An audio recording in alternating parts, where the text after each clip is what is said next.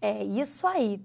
Estamos chegando à última aula dessa unidade da nossa disciplina de análise de investimentos e fontes de financiamento. E nesta aula, de forma específica, nós vamos trabalhar com as ferramentas de financiamento com garantia de curto prazo. Então, são financiamentos diferentes, que utilizam instrumentos diferentes ou ferramentas que vão minimizar aí a questão das perdas. E eu sempre vou usar essa expressão com você, que quando você minimiza perdas ou minimiza a possibilidade de perdas, você está maximizando a possibilidade de retorno sobre investimentos. A ideia dessa aula é estudar fontes de financiamento de curto prazo agora, só que falando o seguinte, ó, gravem isso, com garantia. Então, são fontes com garantia, certo? E para isso, nós vamos identificar algumas fontes aqui, né? Então, nós vamos identificar, por exemplo, as duplicatas, que nós chamamos lá de duplicatas a receber. Vamos identificar ainda o factoring, certo? Que entra também nessa mesma linha. Vamos ainda sobre a alienação fiduciária, que envolve essa parte do conteúdo de financiamento com garantia de curto prazo. Além da alienação fiduciária, também a alienação de estoques. E ainda vamos falar sobre os empréstimos que são garantidos com os estoques. Então, todas essas ideias ou essas variáveis ou essas, né, vamos colocar como ferramentas, elas são aqui utilizadas. Então, é importantíssimo, porque todas essas técnicas ou essas ferramentas, elas vão fornecer, né, respaldo para auxiliar você ou para auxiliar o investidor ou para auxiliar o analista de investimento a tomar a decisão mais assertiva em projetos de investimento. Então, quando nós falamos aqui do financiamento do curto prazo, o que é importante? É importante entender que ele diz respeito às obrigações que vencem no intervalo de até 1 ano e dão suporte a grande parte do passivo circulante da empresa, como caixa, duplicatas e estoque. Então, veja bem, aqui nós temos passivo, mas nós vamos comparar também com o ativo da empresa. Então, esse passivo, ele dá suporte para o caixa, duplicatas e estoques, que faz parte aqui do meu ativo, certo? Então, dentro dessa perspectiva aqui, novamente eu quero colocar a estrutura do balanço patrimonial para vocês, certo? Então, vamos colocar lá a estrutura do balanço patrimonial. Lembrando que agora nós estamos falando aqui do ativo, estamos falando do passivo, certo? E aqui, quando nós falamos de financiamento de curto prazo, nós estamos falando daquelas obrigações que vencem dentro de 12 meses, ou no prazo aí de 1 ano. E elas vão dar suporte a quê? Esse passivo vai dar suporte ao ativo da empresa e normalmente ao ativo circulante. Dentro desse ativo circulante aqui, 3 contas importantíssimas, né? Caixa, duplicatas a receber ou contas a receber no curto prazo. Caixa, duplicatas a receber no curto prazo, estoques, certo? Tudo isso é financiado, nós já sabemos. E como é financiado, eu preciso saber de que maneira. Como nós estamos falando de financiamento de curto prazo, então a maior parte ele vem daqui, ó, do passivo circulante, né? Então, o financiamento de curto prazo não garantido são os recursos que a empresa alcança, porém, sem oferecer garantias. Isso tem que ser bem lembrado, ok? Então, vamos lá. As fontes de financiamento de curto prazo, com garantia, elas poderão ser utilizadas após esgotarem-se as fontes de financiamento a curto prazo sem garantias. Quais são? São essas, que estão aqui no passivo circulante. Alguns ativos específicos são utilizados para garantir a dívida, ou seja, caso as obrigações contratadas não sejam honradas, aquele que concede o empréstimo poderá executar a garantia e, desse modo, não incorrer em prejuízo como credor da dívida. Aqui vale falar que os bancos, os próprios bancos comerciais, as empresas de finanças, ou as empresas de factoring, que são as entidades que compram as contas a receber de outras empresas, são as fontes mais comuns de empréstimo de curto prazo com garantia. Então, veja, bancos comerciais, olha só, empresas de finanças ou empresas de factoring, elas compram essas contas a receber. Então, elas compram as contas a receber de outras empresas. Por isso que elas são conhecidas, ou são as fontes mais comuns de empréstimo de curto prazo com garantia. Entendeu? Então, aqui nós temos, quando você pega o passivo ali, o passivo circulante, e dentro desse passivo circulante você tem ali, por exemplo, fornecedores, empréstimos, financiamentos, salários a pagar. Você está falando de um financiamento que é de curto prazo, na maioria das vezes sem garantias. Agora, quando você fala de empresas que compram contas a receber de outras empresas, aí você está entrando nas empresas de finanças, nas empresas de factoring e bancos comerciais. Vamos a um exemplo, aqui de alienação fiduciária para você compreender. Melhor do que se trata a alienação fiduciária, porque às vezes nós falamos só na teoria, fica mais difícil de você conseguir visualizar, vislumbrar do que realmente isso aqui está dizendo. Então vamos aqui a um financiamento feito pelo João. João financiou um veículo que provavelmente seja considerado uma alienação fiduciária.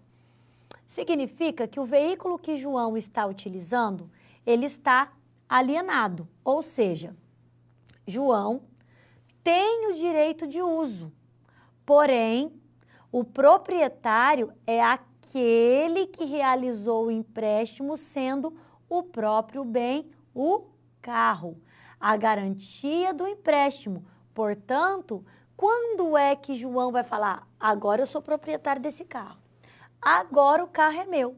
Ele só se torna proprietário do veículo após a quitação da dívida. Até lá, o veículo estará alienado e, caso fique devendo, o veículo é resgatado como forma de quitação do saldo devedor da dívida contratada.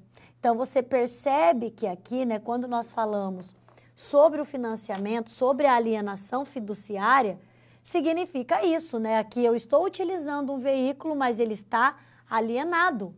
Então, se eu faço isso por meio de uma alienação fiduciária, eu tenho direito o quê? De uso do carro que eu estou usando.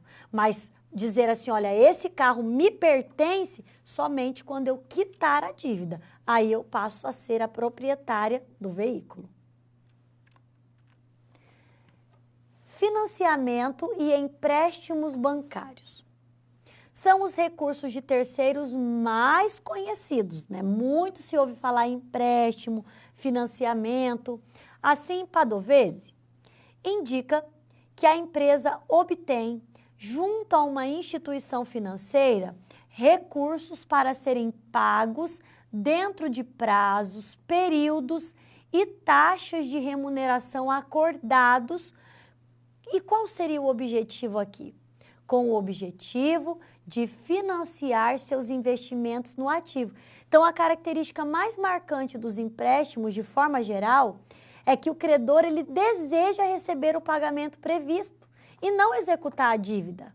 Apesar disso, a existência dessas garantias não reduz e não exerce um efeito no risco. Por quê? Eles podem reduzir as perdas no caso do não pagamento das dívidas por parte do devedor. E aí entra os juros, né, que são cobrados nesse processo. Então, os juros cobrados nesse tipo de empréstimo, né, o curto prazo com garantia, eles são superiores, são maiores do que o curto prazo sem garantia.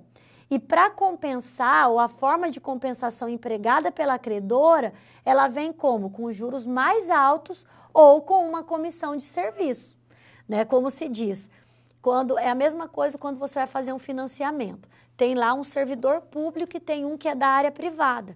O servidor público, ele tem uma taxa de juros menor. Por quê? Porque o banco entende que quando cair o salário dele no banco, né? Então já cai ali, ele já desconta o valor do financiamento. Já quem está da área privada, então eu tenho que pegar o valor e ir lá pagar. Então, na verdade, eu sou mais arriscada para o banco do que quem o dinheiro já cai ali na conta, já cai, pagou o empréstimo todo mês.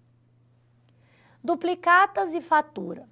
Sendo a duplicata um título de crédito que representa uma transação de compra e venda mercantil, ou prestação de serviços cuja emissão tem origem em um contrato de compra e venda a prazo, certo? É o documento que substancia a venda a prazo. Sabe como que é o nome do documento que vai substanciar essa duplicata? Se chama fatura. Neto defende que a fatura pode incorporar uma ou mais notas fiscais. No entanto, não é permitida a emissão de uma duplicata representativa de várias faturas. Então, a duplicata ela é um título de crédito. E a fatura? A fatura é apenas um documento que comprova a operação comercial realizada. E o aceite dessa duplicata ele é realizado pelo comprador por meio de uma assinatura. E aí ele atesta a exatidão do título e a obrigação no que diz respeito ao pagamento. Essa é a duplicata e a fatura. E o factoring aqui, já se aproximando no final, nós temos que o factoring ou o fomento comercial ele é definido por Neto, o qual indica que diz respeito à operação de cessão de direitos creditórios para instituições especializadas com a visão de cobrança futura. E a instituição compradora do crédito libera recursos imediatos e se responsabiliza pela cobrança.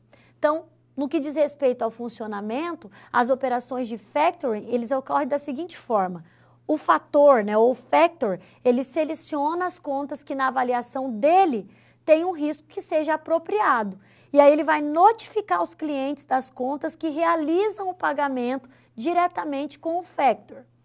Caso a conta a receber não seja paga pelo cliente, o factor ele vai ficar no prejuízo. E por isso ele assume o risco de crédito da operação. O factor, ou fator, como assim alguns chamam, ele vai pagar a empresa nas datas dos pagamentos dos clientes.